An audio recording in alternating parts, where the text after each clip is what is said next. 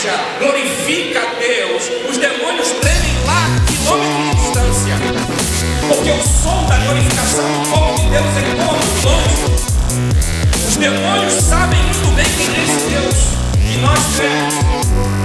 Então eles tremem, eles sabem quem é esse Deus. Eles vieram de lá, saíram de lá, foram criados pelo sopro da boca de Deus. E Tiago diz, eles creem e tremem. E eu quero colocar diante de você, porque isso me confronta também, quero colocar diante de você a seguinte situação. E nós, neste quesito, nesta fé meramente instintiva, porque essa fé, essa primeira fé que eu estou me referindo, é uma fé meramente instintiva. Eu creio na existência de Deus. E olha, não crer em Deus é preciso ter muita fé para não crer em Deus. E eu não tenho, e eu não tenho como compreender de outra forma, senão que Deus se revela de forma geral, de forma especial. Deus se revela a nós de forma geral, através do universo, da criação do universo. Deus se revela de forma geral para nós, através da criação do próprio homem. O ser humano é uma evidência da existência de Deus. As nossas faculdades humanas, elas são sobejamente fortes para declarar a existência do Senhor. O universo glorifica a Deus, o universo fala de Deus, o universo manifesta a glória de Deus. As digitais do Criador estão em todo o universo. Não dá para não crer. E é preciso, eu diria mais, é preciso ter muita fé para não crer em Deus. Os estudiosos do criacionismo, eles dizem que é preciso ter mais fé para não crer em Deus. E como diz o doutor Norman Geisler, eu não tenho fé suficiente para ser ateu. Não tenho fé suficiente para ser ateu. Deus se revela de forma geral através da criação do universo, a criação da terra.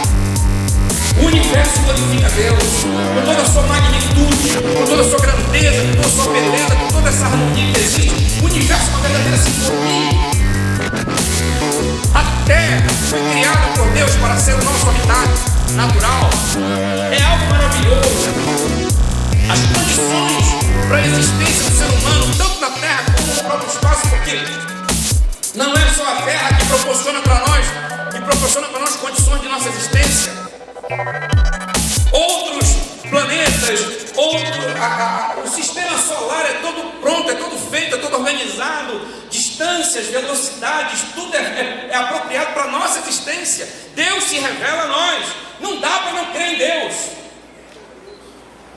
Neste exato momento nós estamos girando no nosso próprio eixo a 1.700 km por hora aproximadamente, 1.667, e dá umas variações de quilometragem de tempo em tempo que dá diferença de horas e dias. Nós estamos girando nesse momento a 1.667, 1.700 km por hora. Você está sentindo tontura? Nós estamos girando em volta do Sol neste exato momento, amados irmãos. Neste exato momento nós estamos girando em volta do Sol. A órbita que a Terra faz em volta do Sol, o caminho que ela faz em volta do Sol, nós estamos viajando neste exato momento a aproximadamente 105 mil quilômetros por hora. Ninguém está sentindo nada nesse momento. Estamos girando a 1.600, 1.700 quilômetros por hora em volta do nosso próprio eixo. A Terra está girando como a roda de um carro, girando em movimento. E ao mesmo tempo ela está girando em volta do Sol a 105 mil quilômetros por hora, no percurso de 930 milhões, 900 milhões de quilômetros em volta do Sol. Você não está sentindo tontura, porque Deus criou você perfeito, o universo foi apropriado, o ambiente foi próprio para receber você. Quando você apareceu, quando você abriu os olhos diante do Cristo glorificado, estava tudo preparado. Tudo estava organizado e preparado para você viver, para você existir. E Deus colocou dentro de você um ossinho pequenininho, um órgão muito pequenininho que está aqui dentro de você. Se não me falha a memória, é um labirinto, alguma coisa assim. E você não sente tontura. a Terra está girando nessa velocidade toda, 2 velocidades, no seu próprio eixo e em volta do Sol, e você não está sentindo tortura, porque Deus criou um ambiente próprio para você. Está tudo armado, está tudo pronto, e não é só Terra. Além da Terra, nós temos os outros planetas que estão em volta de nós. Os tamanhos são apropriados, as distâncias são apropriadas. Nós estamos a 150 milhões de distância aproximadamente. A luz do Sol, cada flash de luz do Sol para nós demora em torno de 8 minutos para chegar aqui. A distância entre a Terra e o Sol é tão perfeita, é tão perfeita, matematicamente perfeita, que se nós estivéssemos um pouco mais aproximados do Sol, não haveria vida, porque torraríamos. E se estivéssemos um pouquinho só distante do Sol, nós congelaríamos, não haveria vida. E Deus colocou-nos aqui neste exato lugar, na distância exata do Sol, para que pudéssemos existir e viver, sentir, respirar, louvar e glorificar o Criador. Não dá para ser ateu. Não dá. É preciso ter muita fé para ser ateu. A crosta terrestre, a espessura da crosta terrestre é perfeita para a existência da gente. Se ela fosse um pouquinho mais fina, isso aqui viraria uma chapa quente. Nós viraremos sanduíche. Se fosse mais grossa, não haveria condições de vida. Não haveria planta, não haveria nada. Não haveria vida. Deus, o Criador, fez tudo do tamanho certo. A crosta terrestre tem a espessura perfeita, certinha, com o calor adequado para a vida brotar na crosta terrestre. E você e eu estamos aqui porque nos alimentamos das ervas, nos alimentamos das sementes, dos frutos, porque Deus colocou a espessura da crosta terrestre apropriada para a existência da vida. Tem grama, tem árvores, tem planta, tem tudo. Eu e você vivemos para a glória do Criador. Não dá para descrer em Deus. Porcentagem de oxigênio na atmosfera terrestre é perfeita. É perfeita. Se fosse um pouquinho mais ou um pouquinho menos, não daria para viver. Se fosse 1-2% a mais de oxigênio na atmosfera, isso aqui viraria um incêndio. Se fosse menos, nós não conseguiríamos viver, porque morreríamos asfixiados. Isso é científico, mas é atestado de que há um Criador, de que há um Deus que governa, que sustenta todas as coisas, e Ele colocou eu e você aqui para a glória dele, para vivermos assim. Não dá para não crer. Não dá para não crer em Deus. O planeta Júpiter tem aquele tamanho todo. Ele é um planeta gasoso. É 500 vezes maior que a Terra. É um planeta que é composto de gases. Ele é um colchãozão. Ele gira 10 vezes mais rápido que a Terra. Perdão, 2 vezes mais rápido que a Terra. O dia lá tem 10 horas. Aqui tem 24. E por que ele gira 2 vezes mais rápido que a Terra? Porque para poder ele ter a força de atração de objetos que vêm em direção à Terra. Ele suga todos os meteoros, todos os asteroides que vêm em direção à Terra. Se Júpiter não existisse naquele lugar, daquele tamanhão e com a velocidade que ele gira, eu e você não existiríamos, porque a Terra seria bombardeada pelo menos 1000 vezes por dia por meteoros, por pedaços de pedra no espaço. Mas o que criou, o que preparou o ambiente para eu e você estar aqui, ele colocou aquele irmãozão do tamanhão dele lá para mim e para você, para dizer assim: vai proteger minhas criaturas, meus filhinhos. Deus se revela de forma geral através da criação do universo, irmãos. O universo louva, exalta o Criador. A terra exalta o Criador. Os céus proclamam a glória de Deus e o firmamento anuncia a obra das suas mãos. Nós somos crentes. Nós cremos em Deus. Nós cremos na existência desse Deus. Um Deus pessoal, não é uma coisa. Ele não é uma tartaruga que desovou a gente aqui, foi embora e nos abandonou, como alguns dizem. Não, Ele nos fez a sua imagem e semelhança. Colocou características próprias dele em nós. Nos capacitou com habilidades próprias dele, evidentemente que em miniatura. Mas somos imagem e semelhança desse Deus Criador. E Ele se importa conosco. E Ele se importa tanto que Ele, no momento em que precisou fazer, Ele socorrer a gente, Ele enviou o seu Filho, Ele gerou o Filho.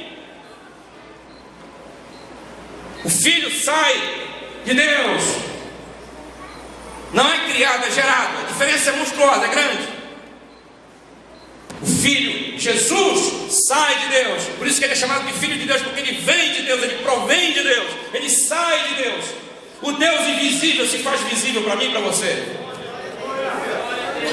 O Deus impalpável, o Deus imenso, se torna presente no tempo e espaço, se torna tangível no tempo e espaço para poder ser tocado, para poder falar, para poder encostar em você, para poder sentir fome, para poder sentir sede, para sentir seu sofrimento, sua dor, sua morte, sua vida. Revelação geral de Deus, revelação especial de Deus, revelação geral de Deus no universo, na história, na própria humanidade. Nós somos uma prova da existência desse Deus. E a revelação especial de Deus, a revelação especial de Deus está nas Escrituras. A palavra testifica de Deus. A Bíblia Sagrada é a revelação de Deus para nós. Ela mostra esse Deus, ela mostra a intenção de Deus para nós, ela diz quem é esse Deus, ela mostra para nós o que esse Deus, as expectativas desse Deus em relação a nós, as intervenções desse Deus em relação a nós, as providências desse Deus em relação a nós, a redenção de Deus em relação a nós. Essa redenção que foi manifestada através de seu Filho Jesus Cristo. Não há como não crer nesse Deus. Eu repito, é preciso ter muita fé para não crer em Deus. E aí eu tomo as palavras do Dr. Geisler, quando ele diz: eu não tenho fé suficiente para ser ateu. Mas eu quero falar da outra fé, que é a que nós precisamos focar aqui, que é a fé que vai mais além do crer na existência de Deus. É necessário ir mais além. Atenção, não se ofenda com isso, mas isso é bíblico. Isso é Tiago que está mostrando para nós. Nós precisamos ir mais além dos demônios, porque Tiago diz que os demônios creem e tremem. Eu vou falar um negócio aqui, por favor, não se ofenda, é para pensar. Estamos aqui também para pensar. O culto é racional, é o culto racional, é para pensar sobre a nossa realidade. A gente vê agora, a gente assiste na adoração a Deus, o povo presente no culto, enquanto o louvor está acontecendo, ou enquanto a mensagem está acontecendo, tem gente entretida no Facebook, no WhatsApp, passando mensagem para o seu irmão, né? E os demônios estão tremendo lá fora. Os demônios estão tremendo lá fora. E eu estou visitando o meu perfil no Facebook na hora do culto. E eu estou visitando o meu perfil no WhatsApp na hora do culto. Eu estou passando mensagem para o meu irmão. Estou combinando ainda com a pizzaria depois do culto. Ou então eu estou fazendo algum tipo de comentário jocoso de alguém dentro do culto. Olha, você viu só fulano como ela está vestida? Olha o fulano, você viu só? Vamos fazer uma trollagem com ele aí? Enquanto isso, os demônios estão tremendo lá fora, porque eles sabem quem é esse Deus. Eles reconhecem o poderio desse Deus. Eles creem e tremem. Mas há uma diferença. Os demônios não podem ser habitação do Espírito Santo. Eu e você somos templo do Espírito Santo. Eles creem e tremem. Mas só nós, somente nós, podemos ser habitação de Deus. A Bíblia diz que o Espírito Santo habita em nós. Somos morada de Deus hoje, templo do Senhor. O Espírito vibra em nós. O Espírito se mexe em nós, se move em nós. O Espírito Santo se move dentro de nós. Ele interage conosco. Ele está conosco e está em nós. Jesus falou isso, não fui eu. Jesus disse: Ele estará convosco e estará em vós. É preciso crer mais do que na existência de Deus. E aí, Jesus faz a pergunta baseado nessa necessidade. Sabe por quê, irmãos? Porque a igreja de Cristo, ela é responsável, atenção, a igreja de Cristo, ela é responsável pelo fervor espiritual na terra, irmãos. E quando eu falo de fervor espiritual, eu estou me referindo ao fervor espiritual no sentido de chamar os homens, de chamar a humanidade para ter um encontro com Deus, para conhecer Deus, para aprender a respeito desse Deus no livro de Deus. Quando Jesus pergunta, quando o Filho do Homem vier, por acaso achará fé na terra? Ele está preocupado com a missão da igreja na terra.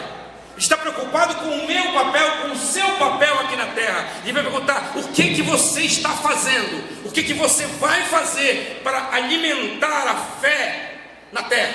Mas que fé é essa? Essa fé não é apenas a crença na existência de Deus, porque para Deus isso não é o suficiente. A fé que Jesus está se referindo vai mais além. Ela é uma confiança no amor de Deus, é uma confiança na justiça de Deus, é uma confiança nas providências de Deus, é uma confiança na ação redentora de Deus na pessoa de seu Filho Jesus Cristo. Essa é a fé que Jesus quer que nós mantenhamos aqui na terra, que nós mantenhamos acesa na face da terra. E a igreja é responsável por manter acesa a chama da fé salvífica. Não apenas a fé da crença na existência de Deus, repito, mas a chama acesa da fé salvadora, da fé salvífica, da fé redentora. E a fé redentora é essa confiança em Deus, nos atributos dele, no amor dele, na graça dele, na justiça dele, no propósito dele, no projeto dele para conosco. É uma confiança nas suas provisões, nas suas providências, todas as providências de Deus, quer sejam espirituais, as providências espirituais que ele tomou para a nossa redenção, como as providências do cotidiano, as providências do dia a dia, as pontuais que acontecem na sua vida a todo momento, os livramentos de Deus. Essa é a fé que nós precisamos manter acesa na face da terra. E como igreja nós somos responsáveis por isso, nós somos chamados a essa responsabilidade. Amados, o mundo precisa ser impactado pelo testemunho poderoso da igreja de Cristo na terra. Amém? O mundo precisa ser impactado pelo poderoso testemunho da igreja de Jesus. O mundo precisa ver a glória de Deus na igreja, para que seja despertado para o chamado da salvação. O mundo precisa conhecer Deus. E como o mundo vai conhecer Deus? O mundo vai conhecer Deus através da igreja. A igreja vai manifestar a glória de Deus. E Jesus deixou claro isso. Ele disse isso em Mateus capítulo 5, versículo 16. Ele disse: assim brilhe a vossa luz diante dos homens, para que vejam as vossas boas obras e glorifiquem vosso Pai que está nos céus. Voltando lá para Tiago, para a carta de Tiago proclama uma mensagem, um chamado à responsabilidade, à coerência entre o que cremos e o que vivemos. Nós só vamos impactar o mundo quando o mundo encontrar coerência em nós. E Tiago trabalha muito bem essa ideia, esse discurso. Mostra-me a tua fé sem as tuas obras, que eu te mostrarei a minha fé pelas minhas obras. Um parêntese aqui. A Bíblia não autentica nenhuma fé que não produza obediência, que não produza obras. Assim como também a Bíblia não autentica nenhuma obediência, nenhuma obra, nenhuma obediência a Deus que não provenha da fé na palavra, da fé nessa palavra de Deus, nas orientações de Deus, da fé em Jesus Cristo, a fé no Filho de Deus. Eu vou repetir isso. A Bíblia não autentica nenhuma fé que não produza obediência, que não produza compromisso. Assim como também a Bíblia não autentica nenhuma atitude, nenhuma ação, nenhuma obra, nenhum ato de obediência que não provenha de uma fé fundamentada, de uma fé baseada em Cristo Jesus, nos méritos de Cristo. A minha obediência e a sua obediência só são válidas diante de Deus quando as nossas obras de obediência, quando nossa obediência a Deus está fundamentada nos méritos de Jesus. Caso contrário, é querer se salvar por obras, e salvação por obras não tem nenhum valor, mas absolutamente nenhum valor diante de Deus. O que fazemos hoje, nossas obras, nossa obediência a Deus, nosso comprometimento com Deus, e que esse comprometimento é uma responsabilidade moral, sim, com Deus. O que fazemos hoje para Deus, irmãos, é fruto da obra salvadora de Cristo em nós, e não algo que fazemos para ser salvos, mas sim porque já somos salvos em Jesus. Tudo que faço, tudo que você faz, toda obra, todo bem que é produzido em você, todo ato de obediência a Deus, todo ato de rendição, de serviço a Deus, hoje é fruto da salvação operada em você, da salvação de Cristo no Calvário. É tudo mérito de Jesus, porque a Ele toda a honra e toda a glória são devidas. A igreja precisa impactar o mundo com essa coerência. A igreja precisa impactar o mundo com o seu comprometimento. Existe.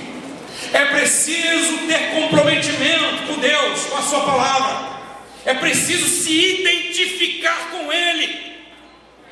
É preciso ter identidade de filho de Deus. Qual é o primeiro passo para termos identidade de filho de Deus? Está claro nas Escrituras, está claro nos Evangelhos. João capítulo 1 é muito claro em relação a isso. Capítulo 1, versículo 12. Mas a todos quantos o receberam. Receberam quem? Receberam quem, irmãos? Jesus.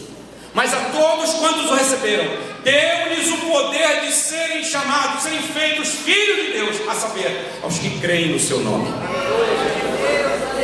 Não basta apenas crer em Deus. É por isso que quando a gente vai pregar o Evangelho para algumas pessoas, elas dizem: mas eu já creio em Deus, mas eu já tenho fé, mas eu já sou uma pessoa, eu já faço minhas preces, eu já tenho o meu contato com Deus, eu já tenho a minha energia com Deus, eu tenho a minha vibe. Outro dia eu ouvi uma pessoa falar isso para mim: não, pastor, eu já tenho a minha vibe com Deus. Eu digo: sim, eu estou entendendo. Todo mundo tem a vibe com Deus. Eu vou dar um negócio para você, não se ofenda, por favor, mas essa vibe também os demônios têm.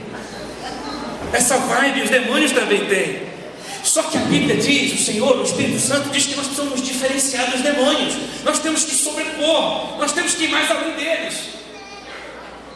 E olha que a vibe dos demônios supera a vibe de muitos crentes. Porque Tiago é bem claro, diz: os demônios creem e tremem. E muitos crentes apenas creem, são indiferentes. São indiferentes à ação do Espírito, são indiferentes à correção da palavra, são indiferentes ao próprio Cristo, ao próprio ensinamento de Jesus. São indiferentes ao próprio discipulado, à própria proposta de Jesus de segui-lo. Não compreendem o que significa negar-se a si mesmo, carregar a sua cruz e segui-lo. Então eu disse para essa pessoa, eu disse: por favor, não se ofenda. A pessoa chegada comigo, eu disse: por favor, não se ofenda, eu vou te mostrar na Bíblia, não sou eu não sou autor dessa, mas essa vibe os demônios têm também. Eles tremem, inclusive, eles caem por terra, eles estribucham, eles entram em convulsão. Os demônios diante de Deus, não é só diante de Deus, não, irmãos. Os demônios diante da glorificação a Deus por terceiros, somos nós. Os demônios diante da glória de Deus, eles estribucham, eles tremem, eles se derretem diante da glória de Deus. Mas nós temos que ir mais além, nós temos que ir mais longe, nós temos que superá-los, porque nós não apenas cremos em Deus, na existência dele, nós não apenas cremos na sua revelação geral, nós não apenas dizemos: oh, Deus existe, olha que coisa maravilhosa, eu não sou ateu, eu creio em Deus. Não é isso. Deus está esperando mais um pouco. Deus espera de mim e de você um comprometimento tal mas um comprometimento tal que você se torne uma testemunha tão autêntica dele na terra, que a sua vida resplandeça tão bem as virtudes de Cristo, que as pessoas olhem para você e elas não sabem explicar, mas elas dizem: esse cara é diferente, essa pessoa tem um negócio, tem uma luz em você. Eu já ouvi essa expressão. Algumas pessoas dizem, fulano tem uma luz diferente. Que luz é essa? É a glória de Deus na vida daquela pessoa. O teu comprometimento é tão elevado com Jesus, é tão íntimo com o Senhor, que você encarna tão bem as virtudes de Jesus, os ensinamentos de Cristo, a obra de Cristo, a redenção de Cristo, as características de Cristo, o ensinamento de Jesus, que as pessoas olham para você, elas veem Jesus, mas elas não conseguem discernir. Então elas dizem: tem uma luz em você, tem uma luz, é uma luz muito forte, é Jesus habitando em você. Aí você pode dizer, como o apóstolo Paulo em Gálatas capítulo 2, versículo 20: já não sou eu quem vivo, mas é Cristo que vive em mim, e a vida que agora vivo na carne, vivo na fé do Filho de Deus, que me amou e se entregou por mim. Essa é a vida que você vive hoje. Você pode dizer para qualquer pessoa: não, essa luz que você está vendo, eu vou te dizer essa luz o que é. Essa luz é um favor divino, é uma graça, eu não merecia. Essa luz eu não mereço, mas aprove a Deus me receber através da fé. Eu criei nele, no seu Filho, e hoje ele habita na minha vida de uma forma muito especial. Eu sou uma porcaria, se você for olhar para mim não vai ver bem algum, mas Cristo me restaurou, me transformou, e eu estou vivendo agora a vida dele. Agora nós temos uma vibe. Agora nós temos um relacionamento. Essa fé que Jesus está se referindo aqui em Lucas 18:8, e essa fé que Jesus está se referindo em outros momentos, que Pedro fala. Por exemplo, Paulo em Filipenses capítulo 2, versículo 12, ele diz assim: desenvolvei a vossa salvação, desenvolvei a vossa fé com temor e tremor. Essa fé a ser desenvolvida no dia a dia é esse comprometimento com Deus, essa relação de confiança nossa com Deus. Jesus disse no capítulo 15 de João, versículo 5, ele diz assim, ele termina dizendo o seguinte, versículo 5: sem mim nada podeis fazer. Essa fé diferenciada dos demônios, essa fé que nós precisamos manter, nós precisamos desenvolver todos os dias em nós, viver essa fé todos os dias em nós, é aquela fé, irmãos, que nos leva a um comprometimento com Jesus, a uma aliança com Jesus, a uma confiança, a uma relação de dependência com Ele, que nós estabelecemos não apenas uma relação de Senhor e servo, Ele sendo Senhor e nós sendo servos. Não é mais só a relação de Senhor para servo, de servo para Senhor, mas também a relação de amigos, porque Jesus nos chama para sermos seus amigos. No capítulo 15 de João, Jesus diz assim: eu já não chamo vós de servo mais, eu não vos chamo mais de servo, mas tenho-vos chamado de amigos, agora vocês são meus amigos. Essa fé, no sentido de confiança no amor, na justiça, na provisão, na redenção de Deus, na manifestação do seu Filho como Salvador e Redentor da nossa vida. Essa fé, ela nos leva a uma relação de amizade com Deus. Os demônios não podem mais ter essa relação de amizade com Deus, porque eles não foram redimidos, eles não foram alcançados por redenção. Nós fomos alcançados por redenção. Você foi alcançado por redenção. Jesus derramou o sangue dele por você, por mim, por todos nós aqui. Derramou o sangue pela humanidade, até pelo homem, pelo ser humano que odeia Deus. Jesus derramou o sangue por ele. Jesus ofertou o sangue dele por ele também, pelo ser humano que odeia Deus, que tem ódio de Deus, que escarnece de Deus, pelo ateu militante, pelo ateu intelectual. Jesus derramou o sangue por eles. Jesus derramou o sangue por você. Isso é redenção. Ele te resgatou, ele te tirou das mãos do teu sequestrador. Hoje você está livre, das garras da condenação do pecado. Hoje Jesus te salvou, te tirou e te transportou para o reino dele, para o reino do seu amor. Você hoje não pertence mais a você pertence hoje a Cristo, porque Ele te comprou com o sangue dele. A igreja precisa mostrar, irmãos. A igreja, ela não apenas crê no Deus da Bíblia. A igreja vive a vontade do Deus da Bíblia. Tudo isso está gerando pensamento, tudo isso está gerando expressão de emoção, de sentimento, de tudo. Isso é Deus, isso é o texto de Deus. Você é uma carta aberta de Deus para o mundo, para todo mundo ver.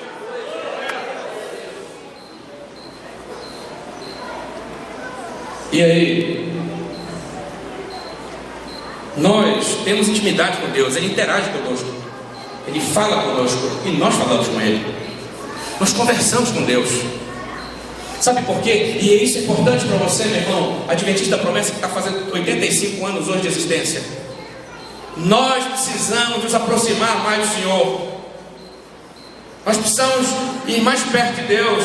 O Senhor fala várias vezes, mas lá em Malaquias, por exemplo, lá em Malaquias o Senhor diz assim: chegai-vos para mim, chegai-vos para mim, e eu me chegarei a vós.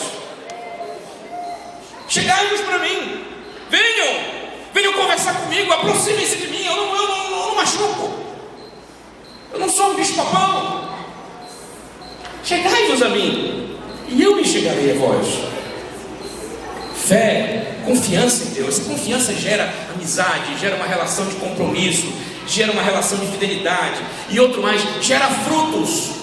Essa relação gera frutos, essa relação gera resultados. Ela é uma fé transformadora, ela é uma fé de resultados, resultados de crescimento, de amadurecimento da sua vida. A igreja, irmãos, atenção agora na continuação desse pensamento. A igreja, ela não está no mundo para ser figura decorativa. Eu e você somos igreja. Nós não estamos aqui no mundo para sermos figuras decorativas. Nem eu e nem você estamos aqui no mundo para sermos enfeite de mesa do mundo. Nós não somos enfeite de sala do mundo. Nós não fomos colocados aqui no mundo para sermos admirados pelo mundo como bibelôs, como enfeites, como jarras, como quadros, como decorações de casa. Nós fomos colocados no mundo, irmãos, aqui para confrontar o mundo. O mundo precisa ser confrontado, e o mundo vai ser confrontado através de nós. O mundo precisa ser primeiramente confrontado. A igreja, ela não está aqui para ser partido político. Jesus não colocou a igreja para ser partido político. Nós somos cidadãos, exercemos cidadania, exercemos o nosso papel de cidadãos, mas como igreja, como organismo espiritual de Deus, nós temos um papel muito mais elevado do que a igreja se preocupar em articulações políticas, em querer ser poder no mundo. O nosso poder é um poder que jamais vai se igualar a esse poder político, o poder do mundo, jamais vai se igualar. É pouco demais querermos ser poder político no mundo. Jesus colocou a igreja para transformar homens, para colocar homens na presença de Deus, para fazer discípulos de Jesus, capacitar homens e mulheres para serem santos, para serem cidadãos dos céus. O nosso reino não é daqui, irmãos. Muito embora o reino de Deus esteja instituído na terra, porque ele foi colocado por Jesus aqui na terra, mas o reino de Deus está aqui apenas para fazer a diferença, para pregar, para proclamar Jesus aos povos. Mas o nosso reino não é deste mundo. O nosso poder não é deste mundo. Miqueias diz lá que não é aqui o nosso descanso. Não é aqui o nosso descanso. A igreja não foi constituída para ser politicamente correta no meio de um mundo imoral. Vou repetir isso. A igreja não foi colocada por Jesus aqui na terra para ser politicamente correta. Ela sempre será politicamente, ideologicamente incorreta. O dia que a igreja do Senhor Jesus começar a ser vista politicamente correta, está tudo errado com ela. Ou então ela não é a igreja de Jesus, está se passando por igreja de Jesus. Sabe por quê? Porque a igreja de Jesus, ela confronta. A igreja de Jesus, ela bate de frente com ideologias deste mundo. Ela bate de frente com filosofias deste mundo. Ela bate de frente com tudo aquilo, irmãos, com tudo aquilo que nunca vai se harmonizar com com a vontade, com os propósitos, com a justiça de Deus, irmãos. A igreja de Cristo não foi colocada no mundo para ser politicamente correta, porque a igreja está sempre, o seu papel proclamador é um papel de confrontação. Um dos grandes pregadores do século XIX, Dr. Aiden Wilson Tozer, grande pregador do Evangelho, ele disse, dentre seus textos, suas frases célebres, ele disse o seguinte: a igreja não está no mundo para trocar figurinhas com o inferno. A igreja não está no mundo para ser diplomática. A igreja não faz diplomacia com o mundo. A igreja, ela tem condições próprias. Ela é um reino que tem um rei. Ela não faz diplomacia com o mundo. Ela chega com o pecador e diz para o pecador: você está condenado, você está morto. Se você não aceitar Jesus como seu Salvador, você morre no seu pecado e você morre para sempre mesmo. Não tem condições. A igreja não se relaciona com o mundo como a polícia se relaciona com o sequestrador com o sequestrador. Ela não se relaciona. Ela coloca as condições. O Evangelho, diz o apóstolo Paulo em Romanos capítulo 1, verso 17, o Evangelho é poder de Deus para a salvação de todo aquele que crê. Poder de Deus. A igreja de Cristo, ela foi constituída para chamar pecadores para o reino dos céus, através do Evangelho que manifesta Jesus como Salvador e Senhor. Portanto, a igreja é uma agência de salvação. Igreja não é um organismo que oferece alternativa de vida. Igreja não é um organismo espiritual que oferece um estilo interessante de vida, que oferece divertimento para as pessoas. Igreja é agência de salvação. Igreja é um organismo confrontador, porque a mensagem da igreja é confrontadora. A igreja fala a verdade para o pecador. Ela não tergiversa, ela não faz rodeio, ela fala a verdade. Ela confronta o pecador com o seu pecado. Os grandes pregadores do nosso tempo, e que também são escritores, e lá atrás, grandes pregadores do Evangelho que foram protagonistas de grandes reavivamentos espirituais, e que também foram grandes ganhadores de alma. E me vem à memória um grande pregador do século XX, Leonard Ravenhill. Ele e tantos outros do seu tempo e outros pregadores do nosso tempo pregavam, insistiam em dizer que quando a igreja para de falar de pecado, quando a igreja para de falar de pecado e muda o discurso para um discurso mais ameno, para um discurso mais light, para um discurso que acomoda o ser humano, ela, além de se perverter, ela perverte ainda mais o mundo. Ela endurece ainda mais o coração do ser humano. A igreja foi chamada para falar do pecado do homem. A primeira palavra da igreja para o mundo é dizer que o pecado, ele é um fato, e que ele desgraça o ser humano, e que ele leva o homem à morte. E em seguida a igreja mostra o remédio para o pecado, que é o sangue de Jesus lá no Calvário. Essa é a nossa missão, irmãos. Nós somos chamados para isso, para confrontar o mundo. Nós somos constituídos para preparar os arrependidos para uma vida de compromisso moral com Jesus. Nós não fomos chamados para acomodar as pessoas ao mundo que elas vivem. Nós não fomos chamados para fazer adaptações. Onde está isso na Bíblia?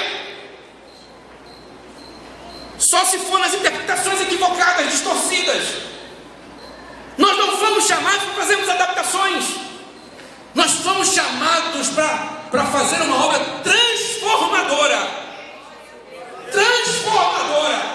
A Bíblia diz que quem está em Cristo não é meia criatura nova.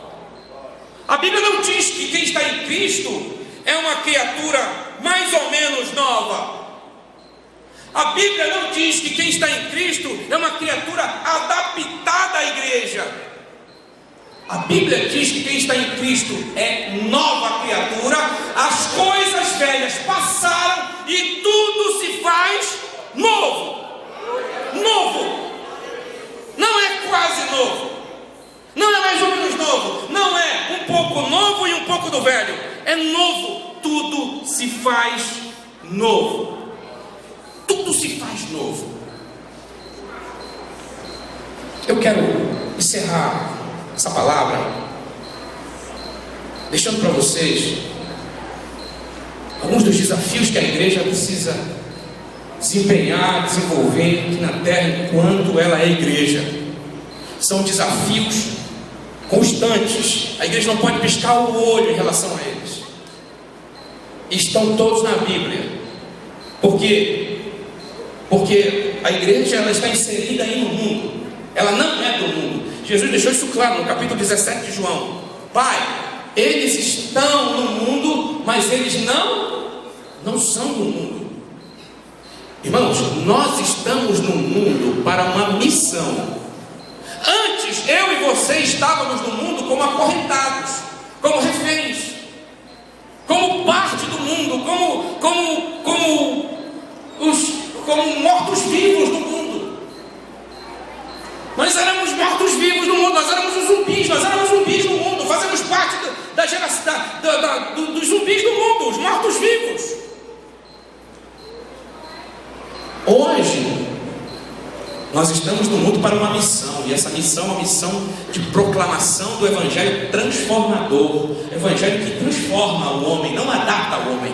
Não é um Evangelho adaptador.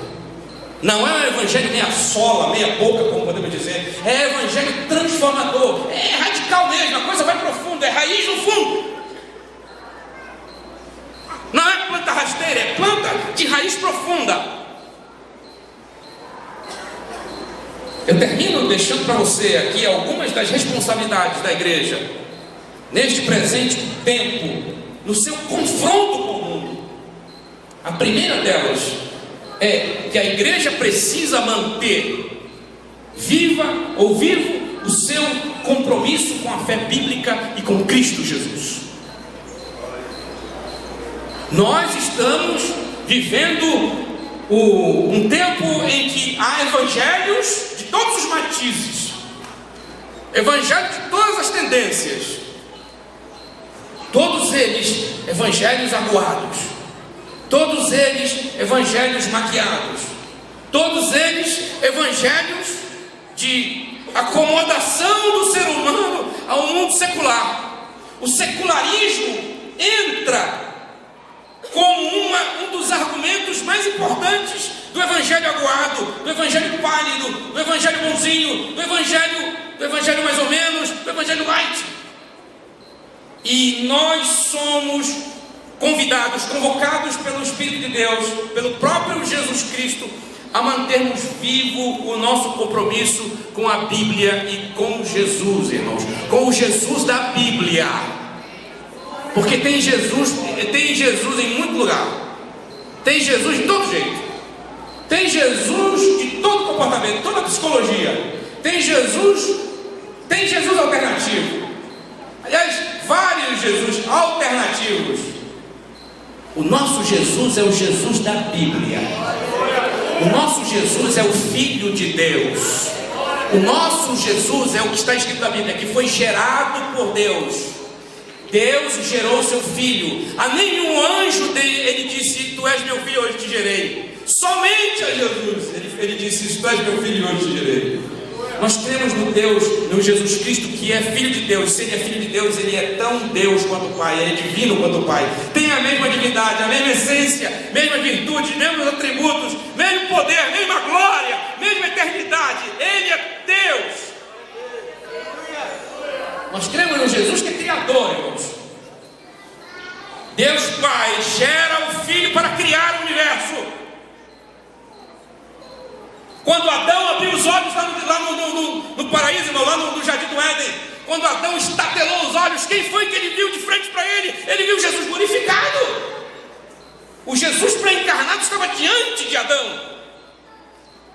Nós cremos no Jesus Criador. Quem foi que deu ordem para que tudo passasse a existir? Quem foi que disse haja luz?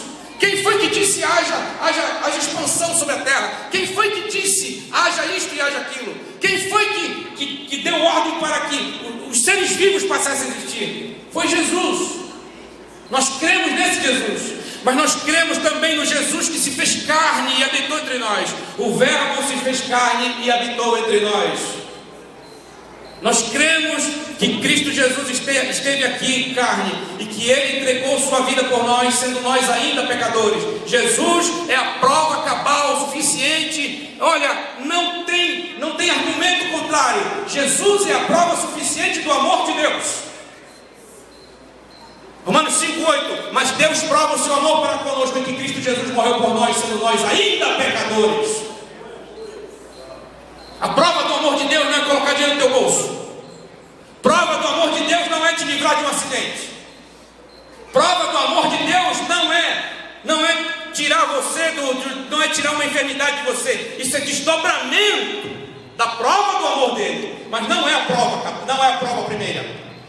A Bíblia diz, e isso está escrito na palavra: Deus amou o mundo de tal maneira, olha, que deu o seu Filho unigênito para que todo aquele que nele crê não pereça, mas tenha a vida eterna. Prova do amor de Deus foi oferecer o Filho para nós, foi entregar o Filho para nós. Esta é a mensagem da Igreja Adventista da Promessa, e essa é a responsabilidade, a missão que eu e você temos nesse mundo, de enaltecer Jesus na face da terra. Jesus engrandecido, Jesus a esperança da glória, Jesus o Filho de Deus, Jesus o Deus conosco, Ele é Emmanuel.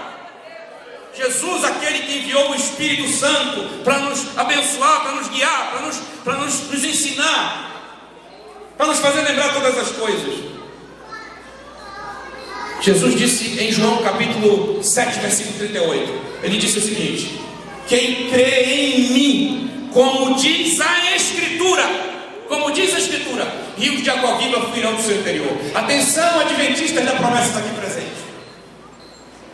Não se pode falar de Jesus sem confirmar na Bíblia quem é Jesus. Como não se pode usar a Bíblia, não se pode falar da Bíblia sem falar de Jesus. Não se pode falar de Jesus sem confirmá-lo na palavra, porque Ele mesmo disse: as Escrituras testificam de mim. Está aqui escrito: quem crer em mim, como diz a Escritura. Não dá para dissociar Jesus da palavra. A palavra testifica de Jesus, e o Filho está presente em toda a palavra. Ele é a palavra, Ele é o Verbo, Ele é a palavra de Deus.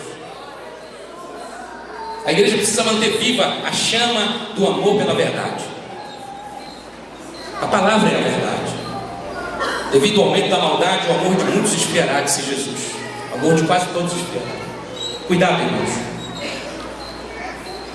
O nosso reino não é deste mundo. A gente come, bebe, vive, casa, tem filhos, a gente estuda, se forma, a gente trabalha e ganha dinheiro. Mas isso não pode jamais nos fascinar a ponto de abandonarmos a verdade e de nos acomodarmos ao contexto deste mundo. A igreja precisa manter viva a chama da fidelidade a Cristo e da perseverança nessa fidelidade. E aí eu completo o pensamento com Romanos 12, verso 2. O apóstolo Paulo diz de maneira muito eloquente, ele diz o seguinte: não vos conformeis, não vos amoldeis a este mundo, mas transformai-vos pela renovação da vossa mente, para que experimenteis qual seja a boa, agradável e perfeita vontade de Deus. O mundo não é a nossa forma. A nossa forma é a palavra de Deus. Ela sim tem autoridade sobre nossas vidas. É ela quem dita a regra, é ela quem dá as normas, é ela que a forma, é ela que é a baliza da nossa vida, ela que é o referencial, é ela que dita a moda, é ela que dita o modo de vida. É a Bíblia e não o mundo.